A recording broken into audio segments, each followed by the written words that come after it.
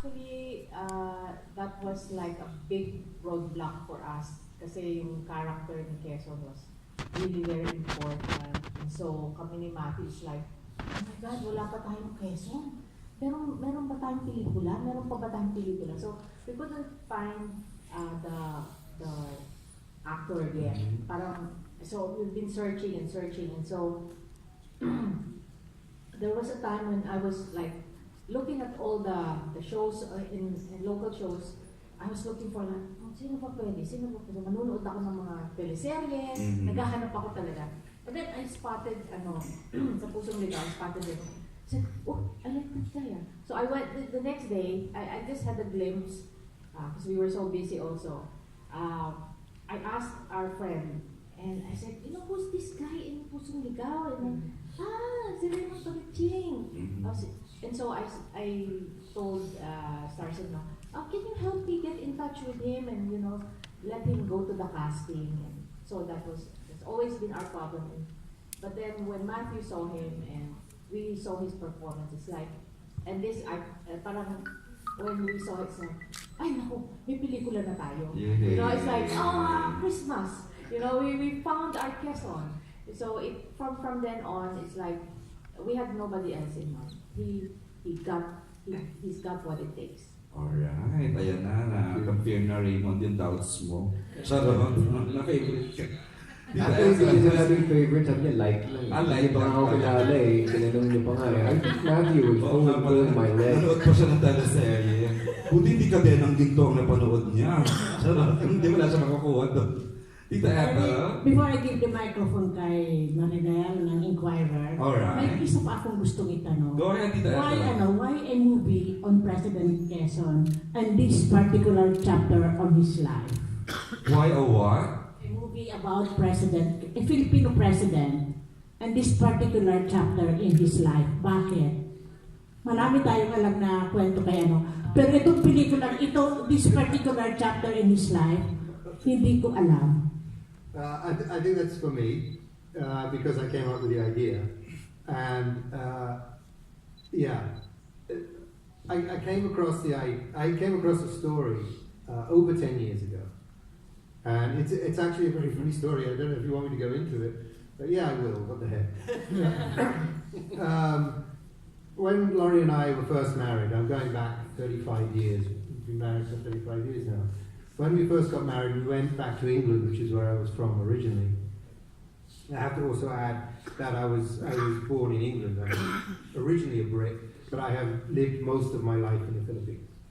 So, talagang really Pinoy. I'm puti lang, but Pinoy. And hard. And we got married, and we went back to England to see my family. And we went to a wedding, and I'm Jewish. And it was a Jewish wedding. And halfway through the wedding, as in every wedding, they start singing Kavan Nagila. And Laurie started singing along with it. How do you know Kavan Nagila?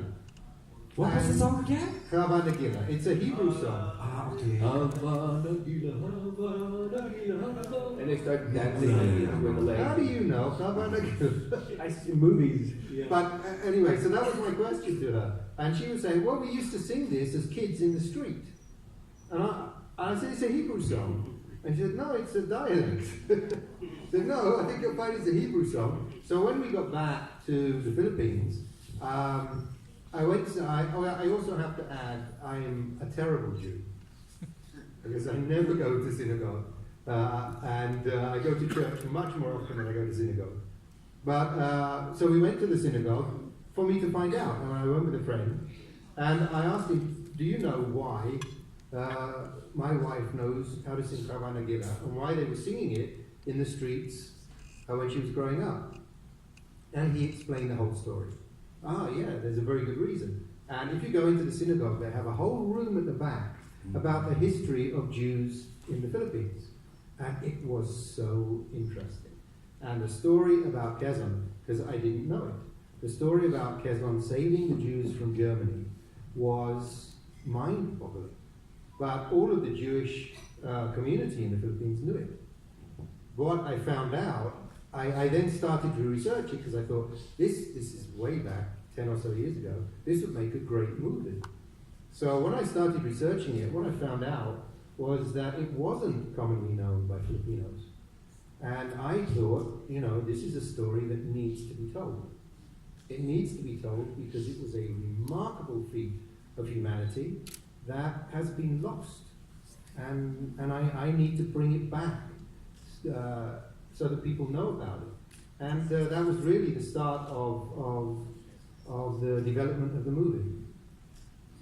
Okay, ayun Tita Ethel, na-intriga pala siya, no? Interesting talaga yung part na yun na mapapanood natin.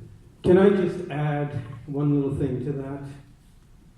Manuel Quezon, he stood up for the rights of humanity. He did all he possibly could do to help rescue fellow human beings from tyranny and persecution. I believe if it wasn't for the invasion of Japan here in the Philippines, that he would have saved a lot more lives. And for that one act alone, for just that act, President Quezon should be remembered forever. Because now, today, after 80 years, persecution, prejudice, anti-Semitism is rearing its ugly head again. And this movie proves that history repeats itself. That's all I want to say. Nice, thank you for that. And that, Go ahead, Direct. And that is why I hired him to play Paul McNutt. I'm on the side of Raymond Bagasin, which, by the way, most of my scenes were with him and with Paul here, and we just had a great rapport together as actors. Very considerate, very sincere. You couldn't ask for anything more to bring out to the set. Because the first day of shooting movies, the most nerve-wracking scene of, well, how are you going to get along with your fellow actors? But no problem here. Thank you, Ray. Thank you, Paul. Thank you, Jim. All Thank right. you, everyone. Miss Morinel is ready. Yes. There she is. Go ahead. Miss Marie, ma'am, why did you choose to first screen it in film festivals abroad rather than showing it locally, the film? Showing it abroad parang is a way for us to gather accolades. Parang, kumbaga, bago natin ipalabas dito, meron na kaming medal. You know, that's my way of luring the public. Para pansinin kami. Para makita nila na, hindi lang siguro maganda yung pelikula.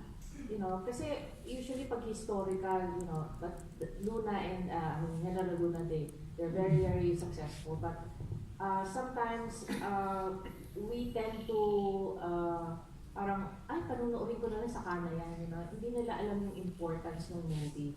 So, para sa akin, para makatch nila yung timeliness, because the movie is really very timely and also timeless. I had to prove to them na, I will prove to you that we will win creative and also technical awards because this is what we deserve. So I had to, flat out where to go, which was really like going through an encyclopedia of festivals. We have to strategize and really plot out saan kaya kami may chance. Kasi the festivals are really very, very elusive. It's a very, very hard game to play. Very costly, very time-consuming, and really your chances are so slim. But, we fought out the battle, and because I think we have a very, very good product that we can take anywhere in the world. Parang malakas yung loob ko. And I wanted to prove to the Filipinos also na, we can go places as filmmakers. Yeah. Yes. Ma'am, konting background lang po on the film's production. Like, when did you start filming? Gaano po katagal? And where? Okay. For the producer side, no? Yes. We pitched around November. November. And we were so fortunate to get, ang dami namin nag-pitch, parang we were like 50, ang dami namin nag-pitch dun sa kay Miss LT and Star Cinema, and we were, there was a big panel, millennials and all this, so ang dami namin audience, no, kung pipiliin kami or not, and we pitched also a few scripts that we think might be, good for ABS or Yes. but this is the one they picked. Okay. And so after that, after November, basically they said, okay, let's start na tayo in January. Oh my God. So nakakataranta. Sabi ko, gano'n nakabilis. Sige, bibigyan ko na namin ng pera. Okay. So basically we started the script first, and the script went through 16 revisions. And but even during that process, I was already eyeing for a shoot before the rainy season. So that was my deal. Sabi ko, kailangan mag-shoot tayo before the rainy season kasi karamihan nito location. So mahirap mag-shoot ng live sound when it's raining. So we had like, okay, meron na tayong timetable. And I needed 3 months prep before my shoot, so that was already also another condition. But I was making sure na my script is locked. Sabi ko, wala nang palitan, topo-topo na tayo before I start my prep. Because when I start my prep, wala nang galawan. But then yun nga, it took us 16 revisions because the characters are so, ang hirap just to portray how grand Quezon is, and how multifaceted he is. Ang hirap, and to put all the historical things in the script is such a challenge. Parang hindi namin malaman kung saan kami pupunta kasi ang daming sanga.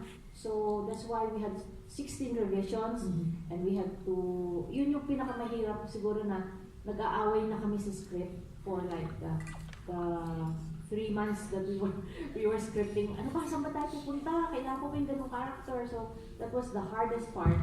But when we locked it, 3 months of casting and more rehearsals for the actors and all the preps, costumes and all that, and also Las Casas, which was a challenge kasi at the time Las Casas wasn't allowing any shoots at all. So it was basically I had to beg Las Casas, and I had to make bola. Sige po, maganda yung pelikula namin, parang awan nyo na, maganda po talaga yung lalabas, lahat na yata ng Bulada, sinabi ko na lahat na ng pangako. Sir, maganda po talaga yun, magaling po talaga yung mga actors ko, hindi po kayo magsisisi. All that thing went in there just so that we will be allowed, and they heard us out, which is, parang the fact na pinakinggan kami ng ABS, pinakinggan kami ng Las Casas, sabi ko, siguro sa amin talaga dapat papupunta. It's supposed to happen. So, we just pushed on. Okay. Thank you, Miss Anne. Thank For you. Rach,